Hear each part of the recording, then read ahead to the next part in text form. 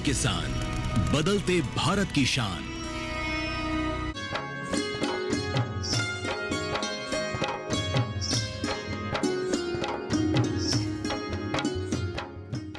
सभी किसान भाइयों और बहनों को नमस्कार। सरसों शिक्षा कार्यक्रम की चौथी कड़ी में आप सभी का स्वागत है।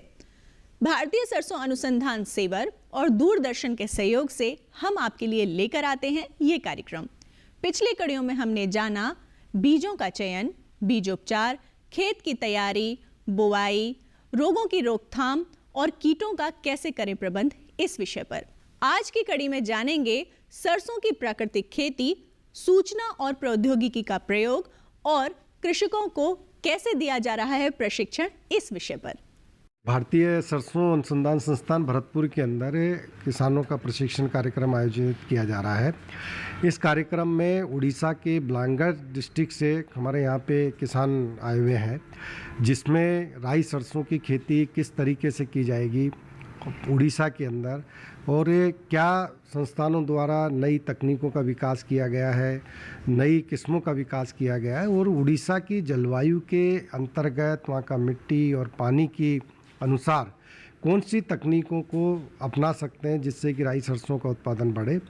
अभी ये देखने में आ रहा है कि जब धान की खेती की जाती है, जो विशेषकर अगर हम उत्तर पूर्वी राज्यों को देखें, तो धान की खेती के बाद में या तो अधिकतर किसान भाई हमारे खेतों को खाली रखते हैं या कुछ अन्य क्रॉप भी लेते हैं, कुछ राई सरसों खेती भी करते हैं, कुछ पल्सेज की दालों की भी खेती करते हैं।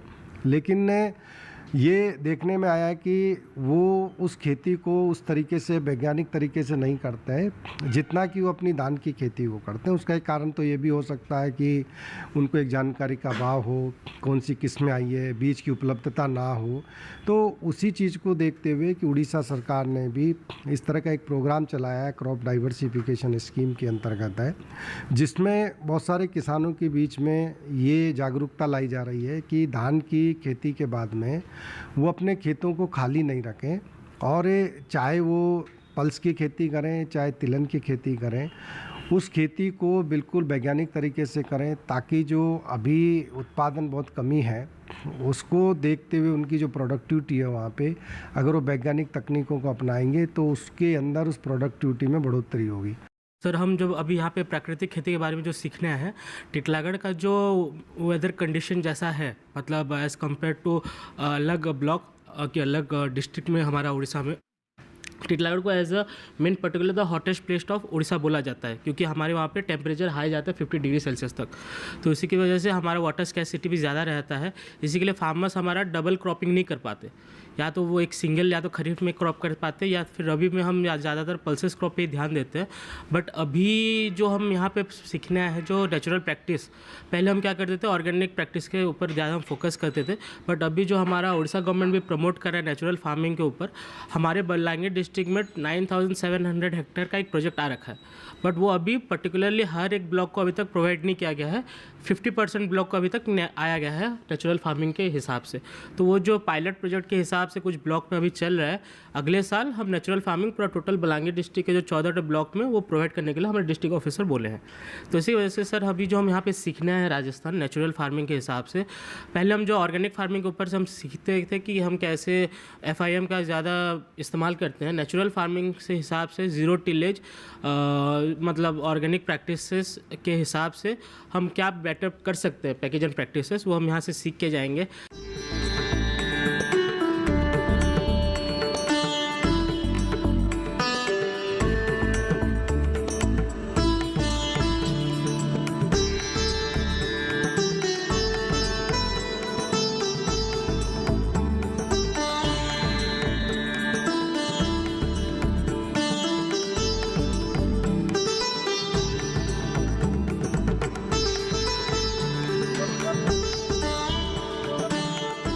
सरसों की खेती अब उन क्षेत्रों में भी की जाने लगी है जहां पहले इसका क्षेत्रफल बहुत कम था।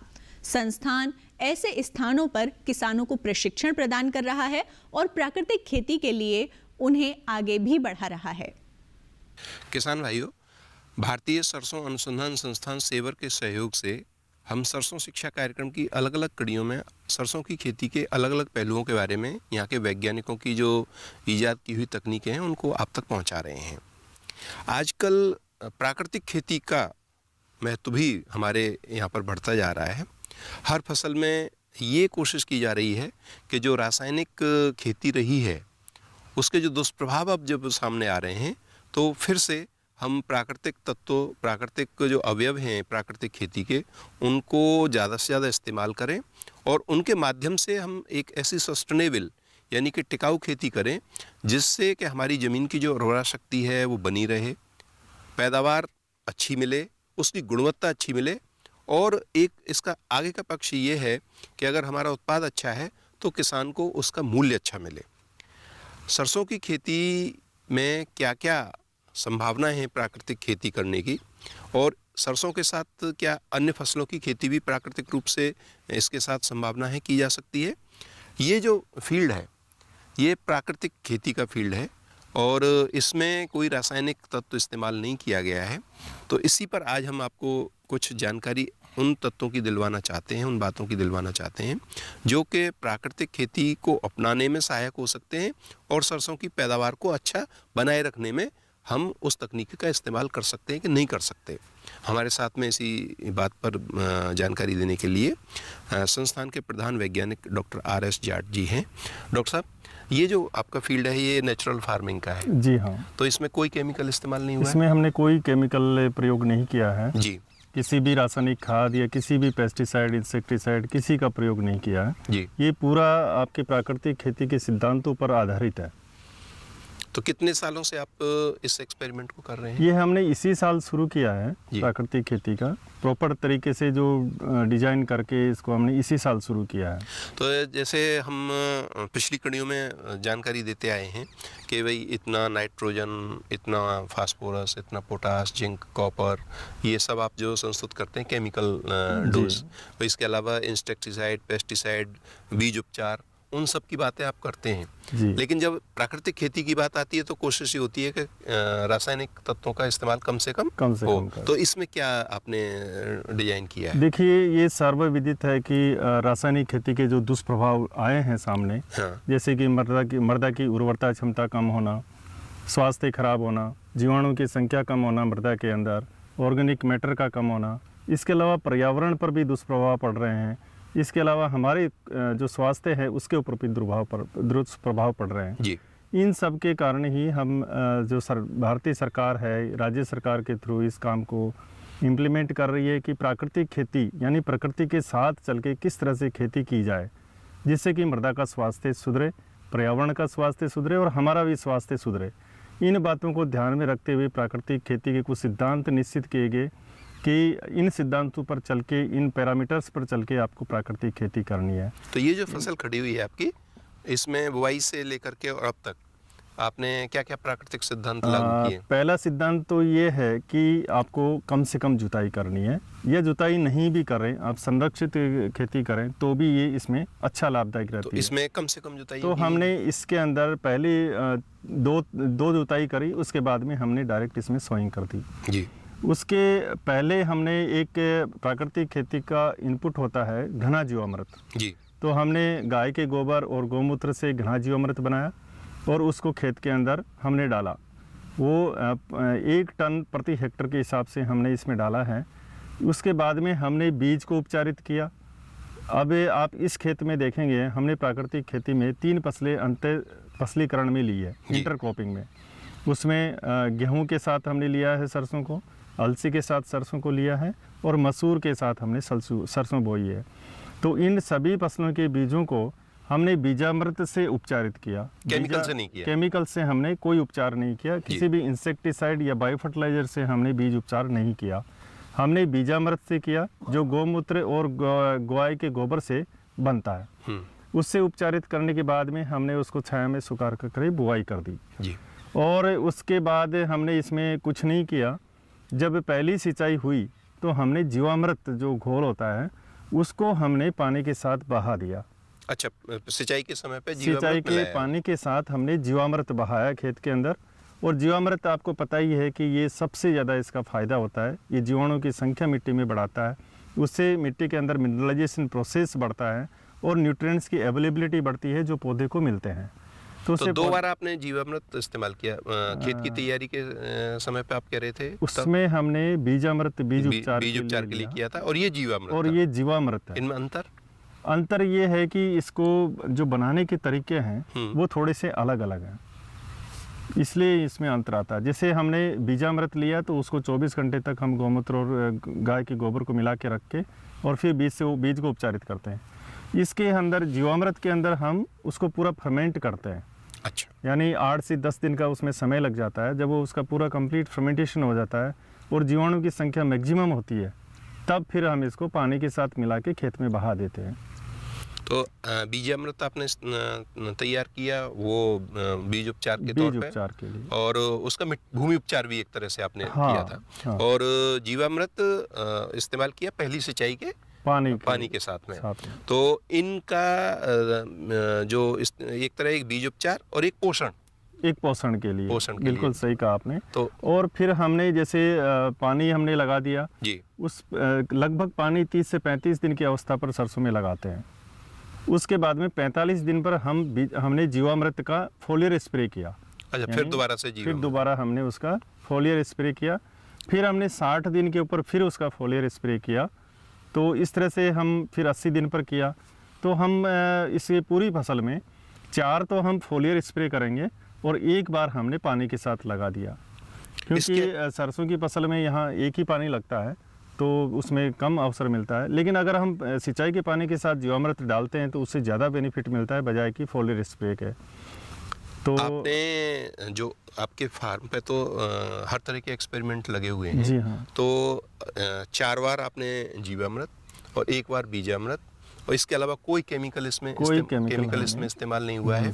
और जो ज़मीन में इम्बैलेंस है न्यूट्रिएंट्स का जी, तो इस ज़मीन में उसको टेस्टिंग की होगी, तो उसकी पूर्ति के लिए इसका हम डिफरेंट स्टेजेस पर सॉइल सैंपल ले रहे हैं। इसका एनालिसिस करेंगे कि इसके अंदर कितना माइक्रोबियल पॉपुलेशन बढ़ रही है, कितने डिफरेंट न्यूट्रिएंट्स बढ़ रहे हैं, कितना ऑर्गेनिक कार्बन बढ़ेगा, उन सब का हम एनालिसिस करेंगे। इसके साथ ही जो क्रॉप आएगी, जैसे हमारी सरसों है, अलसी है, गेहूँ है, इनका भी हम एनालिसिस करेंगे कि इन्होंने कितना अपटेक किया, इनकी क्वालिटी के ऊपर क्या इफ़ेक्ट आया। जैसे अलसी की हम बात करें, ये मेडिसिनल पर्पज़ के लिए भी यूज़ होती है, तो इसकी क्वालिटी में कोई इम्प्रूवमेंट हुआ तो हम वो चीज़ें भी देखेंगे। सरसों में तेल ऑयल का कंटेंट है, बढ़ा या कितना उसमें इम्प्रूवमेंट हुआ, इस तरह की बातें हैं। और उसके अलावा इसमें बीमारियों और कीटों का प्रकोप वो कम होता है या ज़्यादा होता है, इन चीज़ों को भी ऑब्जर्वेशन हम लेंगे। तो इससे हमें पता चलेगा कि प्राकृतिक खेती करने से कम इनपुट लगते हुए भी हमारी पैदावार कितनी बढ़ती है या उसकी गुणवत्ता कितनी बढ़ती है। तो इन सब चीज़ों का अवलोकन करने के बाद हम किसानों को बता सके कि नहीं, प्राकृतिक खेती करना ज़्यादा अच्छा है बजाय कि रासायनिक खेती के। इस सीजन में आपका ऑब्जर्वेशन क्या रहा है, जैसे रोगों का, कीटों का? अभी तक तो आप ये फसल देख सकते हैं, बड़ी अच्छी सरसों की बढ़वार है। इसके साथ ही अलसी, गेहूँ, इनकी भी बढ़वार बहुत अच्छी है। और दूसरा इसमें मुझे लगता है कि सरसों की फसल में शायद यील्ड बढ़नी चाहिए, क्योंकि एक बॉर्डर इफेक्ट होता है। मतलब साइड से सरसों के पौधे को ज़्यादा जगह मिल रही है तो उससे ज़्यादा उसकी बढ़वार होती है, ज़्यादा फलियों की संख्या आती है, ज़्यादा ब्रांचेज आती है। तो सरसों की फसल की पैदावार इसमें निश्चित रूप से बढ़नी चाहिए। इसके साथ ही जो अंतर फसल हम ले रहे हैं, जैसे अलसी ही ले रहे हैं या गेहूँ ले रहे हैं, तो उनकी भी पैदावार अच्छी है। अभी तक तो अच्छी क्रॉप दिख रही है और अभी तक किसी भी कीट या बीमारी का इस खेत के अंदर, इस प्राकृतिक खेती के अंदर कोई प्रकोप मुझे नहीं लग रहा है। हमारी ऑब्जर्वेशन तो देखते हुए यही लगता है। जैसे आपने इंटरक्रॉपिंग के तौर पे ये जो अलसी ली हुई है और गेहूं लिया है, और आपने 3 फसलों को जो लिया है उनकी इकोनॉमिक्स के बारे में भी सोचा होगा कि क्या आप मान के चल रहे हैं? हाँ, निश्चित तौर में। देखो, पहली चीज़ जो मुख्य खर्चा आता है खेती में वो आता है हमारी जुताई का। तो हम इसमें कम से कम जुताई कर रहे हैं, तो एक तो वो हमारी बचत होगी। और दूसरा जो मुख्य खर्चा है वो आपका खाद का है, जो फर्टिलाइजर्स हम डालते हैं उसका मुख्य खर्चा है। तो वो फर्टिलाइजर्स हम इसमें नहीं डाल रहे हैं। हम डाल रहे हैं जो प्राकृतिक खेती के इनपुट्स हैं, जैसे बीजामृत, घना जीवामृत और जीवामृत, जो हमारी देसी गाय से हमारे फार्म पर ही बन के तैयार किए हैं, बनाने के तैयार किया हमने, और उन्हीं का प्रयोग कर रहे हैं। तो उसमें ज़्यादा खर्चा नहीं आता है। और अगर इतनी कम लागत में अगर हमें बराबर पैदावार भी मिलती है तो भी बहुत अच्छी बात है।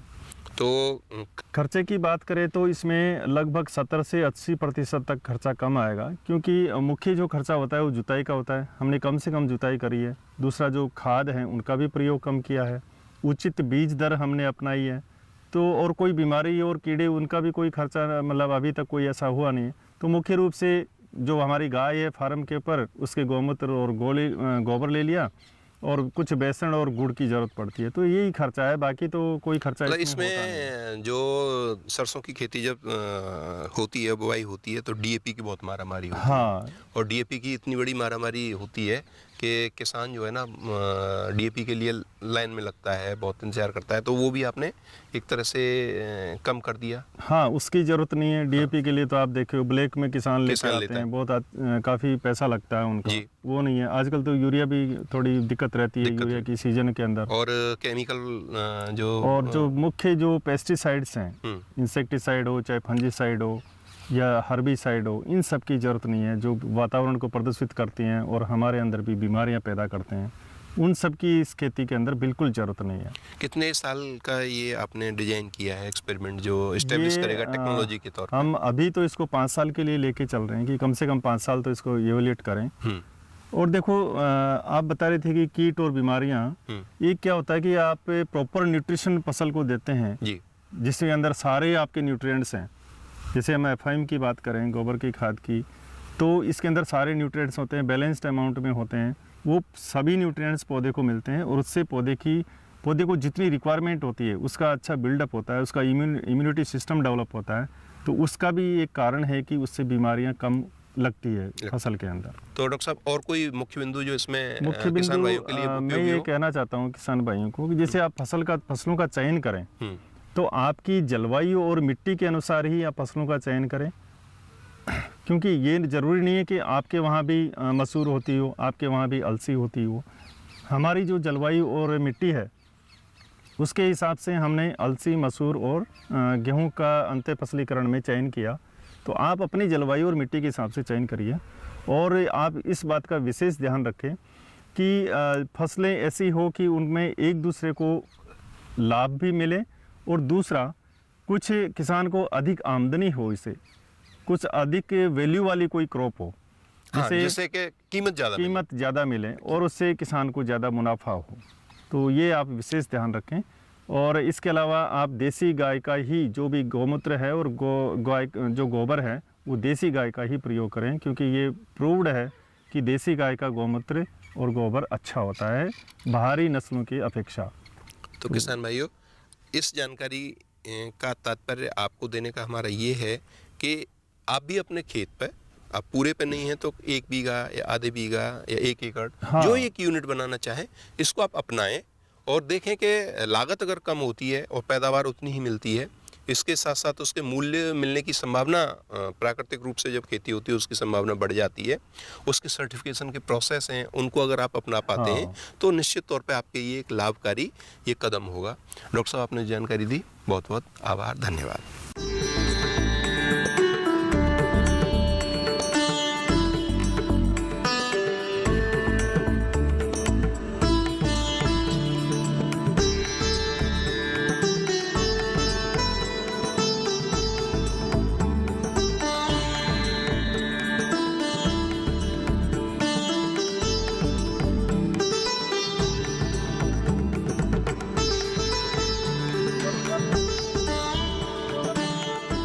वर्तमान समय में सरसों की खेती में सूचना और प्रौद्योगिकी का बहुत महत्व है।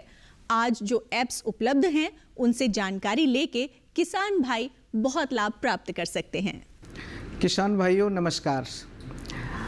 आज हम चर्चा करेंगे जो आज की नवीन तकनीक है, जिसे हम कहते हैं बहुआयामी तकनीक, सूचना प्रौद्योगिकी। सूचना प्रौद्योगिकी आज हमारे जीवन को बहुत तेज़ी से प्रभावित कर रही है, चाहे कोई सा भी फील्ड क्यों नहीं हो, चाहे शिक्षा का हो, अनुसंधान का हो, मेडिकल का हो, और अब हमारा जो एग्रीकल्चर है वो भी इससे अछूता नहीं है।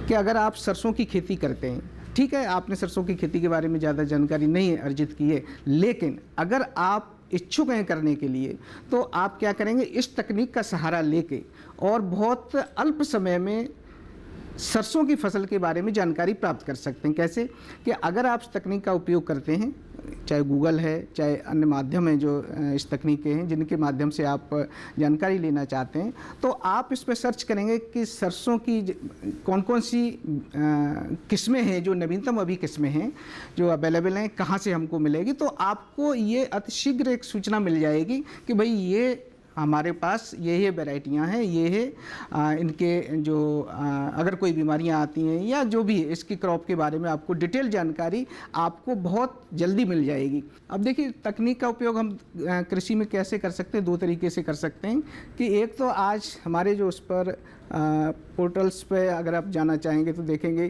कि जो प्ले स्टोर है वहाँ पर आपको ढेर सारी ऐप्स मिल जाएंगी जो एग्रीकल्चर से संबंधित हैं। उसके बाद कुछ जो पोर्टल्स बने हुए हैं उन पर आप जाके जानकारी ले सकते हैं, जैसे विभिन्न अनुसंधान संस्थानों के सभी की वेबसाइट्स हैं, सभी के पोर्टल्स हैं जिन पर आप जाके उस संस्थान के बारे में कि वो किस फसल पर अनुसंधान कर रहे हैं, उन्होंने कौन कौन सी तकनीकें डेवलप करी हैं, वो सारी जानकारी आपको वहाँ से प्राप्त हो जाएगी।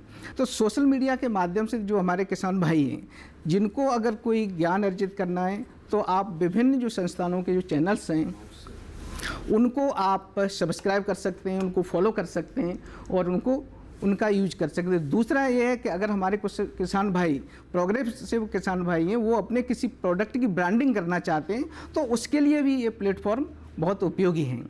तो अभी हम आपसे बात करते हैं कि अगर सरसों अनुसंधान संस्थान से संबंधित आपको जानकारी चाहिए या सरसों से संबंधित जानकारी चाहिए तो इसके लिए अगर प्ले स्टोर पे जाएंगे तो हमारी एक ऐप है मस्टर्ड फार्मिंग, आप उसको डाउनलोड कर सकते हैं, वहाँ से आप सरसों की जानकारी ले सकते हैं। दूसरा, सरसों अनुसंधान की जो वेबसाइट है उस पर हमने कुछ प्रोग्राम्स बनाए हैं, उनका उपयोग कर सकते हैं। जैसे ये सरसों अनुसंधान की वेबसाइट है जिसका एड्रेस है www.drmr.res.in, आप इसे नोट कर लें। तो इस पर जब आप क्लिक करेंगे तो आपको यहाँ पर सारी जानकारी मिलेगी। इसका हिंदी वर्जन भी अवेलेबल है, आप हिंदी वर्जन पर क्लिक करेंगे तो हिंदी जानकारी भी मिल जाएगी आपको। यहाँ पर आपको ये सारी जानकारी मिलेगी कि आपको इस संस्थान में अगर आपको किसी वैज्ञानिक से संपर्क करना है, अगर आप समझ रहे हैं कि आपको किसी वैज्ञानिक के संपर्क की आवश्यकता है कि भाई हमारी फसल में अगर किसी तरीके से कोई अगर बीमारी आ गई है, जैसे हमारे डॉक्टर साहब बैठे हुए हैं कि अगर आपको सॉइल के वैज्ञानिक की जानकारी चाहिए कि सॉइल से संबंधित जानकारी हमें कहाँ मिल सकती है, तो आप हमारी वेबसाइट पर आएंगे। यहाँ पर हमारे सारे जो वैज्ञानिक हैं, विभिन्न जो सब्जेक्ट हैं, उनके एक्सपर्ट्स हैं, उनके यहाँ पर मोबाइल नंबर मिल जाएंगे, उनके नंबर मिल जाएंगे, उनके ईमेल एड्रेस मिल जाएंगे। आप उनसे सीधे संपर्क कर सकते हैं, उनको बता सकते हैं कि सर हमारे इस फसल में इस तरीके की कोई बीमारी आ रही है, कोई समस्या आ रही है, इसका क्या समाधान होगा। तो यहाँ पर सभी की जानकारी यहाँ पर उपलब्ध है कि ये कौन कौन से विशेषज्ञ हैं, तो यहाँ पर आप उनसे संपर्क कर सकते हैं और जानकारी ले सकते हैं। इसके अलावा हम जो बात कर रहे थे कि हमारे यहाँ कौन कौन से सामने जो प्रोग्राम्स डेवलप किए हैं उनके बारे में अगर आप जानकारी लेना चाहेंगे तो देखिए हम बताएंगे।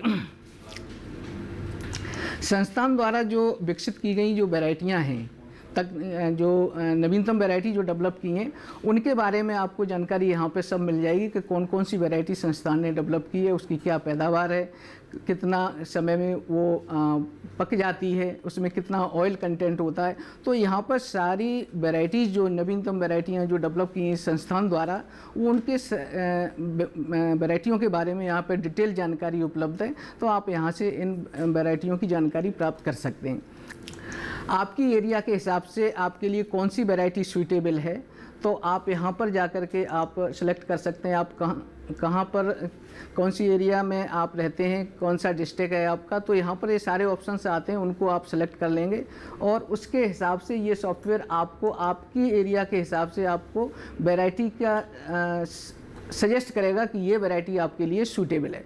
तो आप वहाँ से आप अपने अकॉर्डिंग उस वैरायटी को सेलेक्ट कर सकते हैं जो आपके लिए सूटेबल हो। इसके अलावा सरसों में कुछ आने वाली बीमारियां हैं, उनके बारे में भी ये जानकारी देता है कि आपको कौन सी बीमारी आ रही है इस पर, तो आप वहाँ से पता कर सकते हैं कि भाई ये बीमारी होगी और इसका ये इलाज, संभव इलाज हो सकता है। तो ये यहाँ पर ये बताता है, आपको देखेंगे कि किस हिस्से पर बीमारी आ रही है, तो ये इस तरीके से आपको जानकारी मिलेगी कि इस प्लांट का जो हिस्सा है, लीफ है, उस पर अगर कोई बीमारी आती है तो कौन कौन से सिम्टम्स आएंगे, कैसे सिम्टम्स होंगे और ये कौन सी बीमारी हो सकती है और इसका क्या निदान हो सकता है। और दूसरा एक सॉफ्टवेयर और भी है जो जानकारी देता है कि सरसों में एक कीड़ा आता है जिसे बोलते हैं हम माहू, चेपा बोलते हैं। तो ये चेपा के बारे में भी जानकारी देता है कि चेपा अगर आएगा आपके उस पर तो कब आएगा और कितना आएगा। तो ये सारी जानकारी आप प्राप्त कर सकते हैं इस वेबसाइट से, हमारी वेबसाइट के माध्यम से। दूसरा, ये हम किसान भाइयों से एक और आग्रह करना चाहेंगे कि हमारे भारत सरकार की कई ऐप्स हैं, उनको आप ज़रूर आपके मोबाइल में होनी चाहिए। जैसे एक ऐप है मेघदूत। मैं ये मानता हूँ कि आज के हर किसान के उसमें वो ऐप होनी चाहिए मोबाइल में, क्योंकि वो आपको क्या है 5 दिन पहले का वेदर की फोरकास्टिंग बताती है और ऑलमोस्ट वो सभी अपनी जो मेजर जो लैंग्वेजें भारत में बोली जाती हैं उन सभी में वो अवेलेबल है। तो आप सभी भाइयों से, किसान भाइयों से अनुरोध है कि उस ऐप को ज़रूर डाउनलोड करें अपने में। एक और ऐप है जो सचेत ऐप है, वो भी आपके बहुत यूज की है कि जो हमारे जो नेचुरल जो क्लाइमेटीज होती हैं उनके बारे में आपको आगाह करती है। तो एक ऐप आप वो भी डालें। दूसरा, अभी एक भारत सरकार का एक और पोर्टल जो डेवलप हुआ है उसको भी ज़रूर आप करें, किसान सारथी। एक बहुत ही इम्पोर्टेंट पोर्टल है जिस पर आपको सारी एडवाइजरी उपलब्ध रहेगी। तो आप हम सभी भाइयों, किसान भाइयों से कहना चाहेंगे ये 3-4 ऐप जो हैं आप ज़रूर डाउनलोड करें और इस तकनीक का भरपूर उपयोग करें। आज की कड़ी में बस इतना ही। अगली कड़ी में कुछ और महत्वपूर्ण जानकारियों के साथ होगी आपसे पुनः भेंट। तब तक के लिए नमस्कार।